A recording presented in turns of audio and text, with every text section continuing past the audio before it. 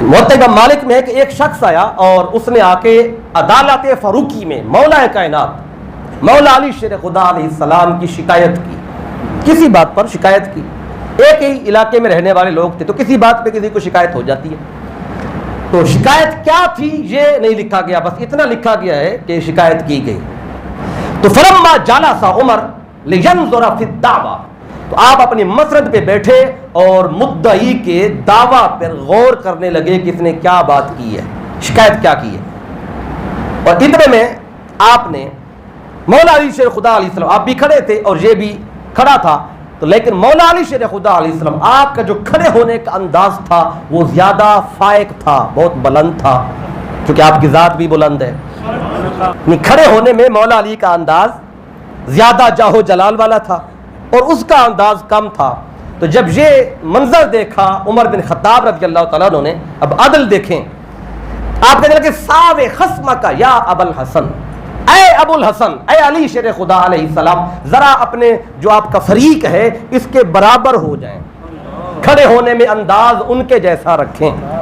اب یہ آج بھی عدل یہی کہتا ہے، اگر جسٹس انصاف کرنے والا دو سے پوچھتا ہے، پوچھ گچھ کرتا ہے، ایک سے غصے سے پوچھے دوسرے سے پیار سے پوچھے، یہ ناانصافی ہے. ایک کو دیکھے تو مسکرا کے بات کرے جج صاحب، اور دوسرے کو دیکھے تو غصے سے بات کرے یا اچھے انداز سے نہ کرے، تو یہ ناانصافی ہے. جب اس نے انصاف کرنا ہے تو دونوں کی طرف ایک جیسا دیکھے، دونوں سے ایک جیسا بولے، تب جا کے انصاف کر پائے گا. اب کھڑے ہونے کا انداز ایک جیسا نہیں تھا تو کہا کہ اے علی پہلے ان جیسے کھڑے ہوں پھر میں انصاف تک پہنچوں. اور جب آپ نے یہ کہا نا مولا علی کو، تو فتغیر وجہ علی، مولا علی کا چہرہ متغیر ہو گیا، چہرے کا رنگ تھوڑا بدلا. وقضا عمر فی الدعوی، پھر عمر بن خطاب رضی اللہ تعالیٰ بعد میں اب یہ کہہ کے، تو آپ کا چہرے کا رنگ تو آپ کا بدلا، لیکن آپ کے کھڑے ہونے کا جو انداز تھا وہ پہلے جیسا نہیں رہا. تو پھر آپ نے فیصلہ کر دیا جو آپ نے فیصلہ کرنا تھا. تو جب فیصلہ ہو گیا تو اس کے بعد عمر بن خطاب رضی اللہ تعالیٰ عنہ نے بعد میں فیصلہ کرنے کے بعد مولا علی سے کہا، کہنے لگے اغضبت یا ابا الحسن، اے ابو الحسن کیا آپ مجھ پہ غصے ہیں کہ میں نے آپ کو اس ٹائم یہ کہہ دیا کہ آپ اپنے فریق کی طرح کھڑے ہو؟ کیا آپ کو اس بات پہ غصہ ہے؟ لأنی سویت بینک و بین خصمک، کہ میں نے آپ اور آپ کے مخالف کے درمیان مساوات کی، برابری کی، کیا آپ اس بات پہ مجھ پہ غصہ ہیں؟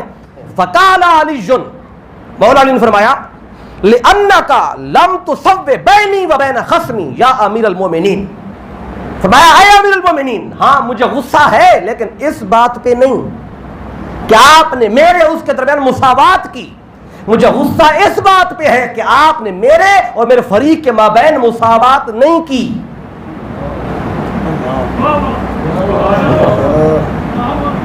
اس بات پہ نہیں ہے کہ آپ نے برابری کی، اس بات پہ ہے کہ آپ نے برابری نہیں کی.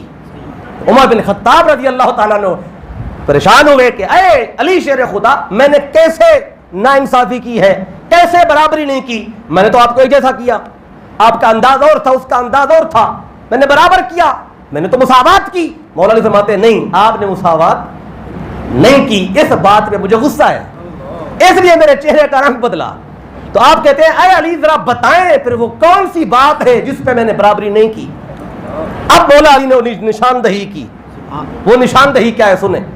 آپ فرماتے ہیں اذ کرمتنی فنادیتنی یا ابا الحسن بکنیتی ولم تناد خصمی بکنیتہ.